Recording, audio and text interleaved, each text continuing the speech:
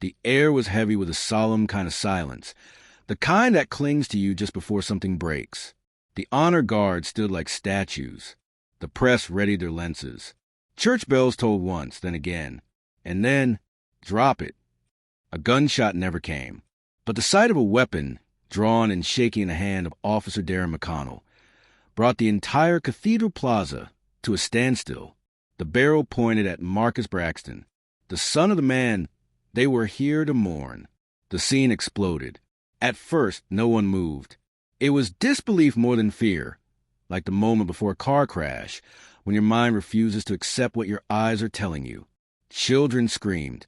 One woman fainted. Reporters scrambled for cover while still filming.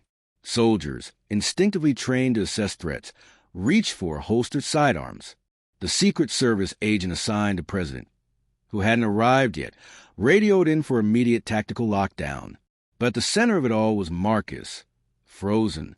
He still held the funeral program in one hand, the other raised, fingers trembling. And in front of him, standing between Marcus and the gun, was Colonel Reggie Holmes. Holmes had known Elijah Braxton for over 30 years.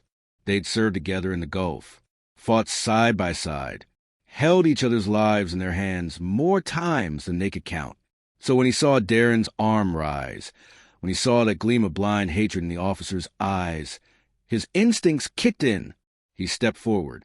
No vest, no weapon, just his chest, his voice, and all the honor the uniform demanded. "You want to shoot a man today?" Holmes asked, calm and unwavering. "Then you shoot a Marine. But I'll tell you something. You won't leave this ground with your badge." The silence cracked open. McConnell's gun trembled in his hand. Sweat poured down his temple. His mouth twitched. The weight of the moment was catching up to him, but he was already too far gone. "Back up," he screamed. He reached for something.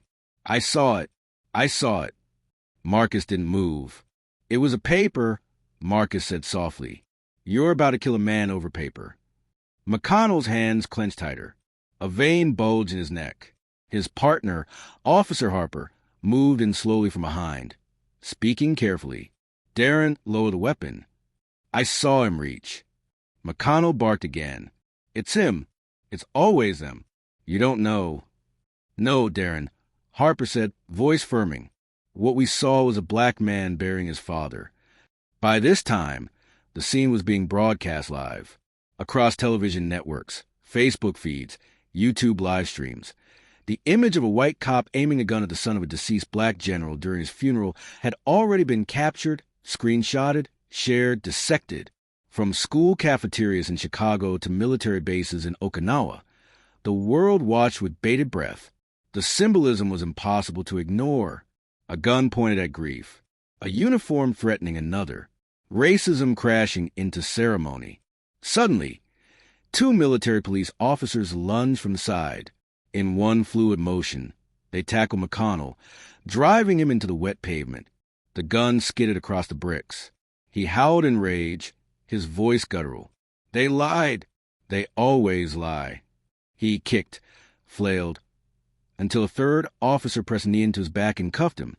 Sirens wailed in the distance, even though help was already there. Marcus stood motionless, the program still in his hand, ink running now from the rain. Colonel Holmes knelt beside McConnell, leaning close and whispered, "You're not the hero here. You're the disease we were fighting." Inside St. Mary's, the organ began playing again, an attempt to restore order, but the notes wavered. Even music felt fragile now. Celeste Braxton, helped inside by two aides, sat motionless in the front pew. Her veil couldn't hide the fire in her eyes. Some guests were crying, others trembling. Many couldn't look away from the door, as if half expecting the nightmare to resume. Senator Charles Hastings removed his prepared speech. "It's changed now," he said quietly to his aide. "This isn't just a eulogy. It's a reckoning." 20 minutes later, Marcus Braxton took the stage.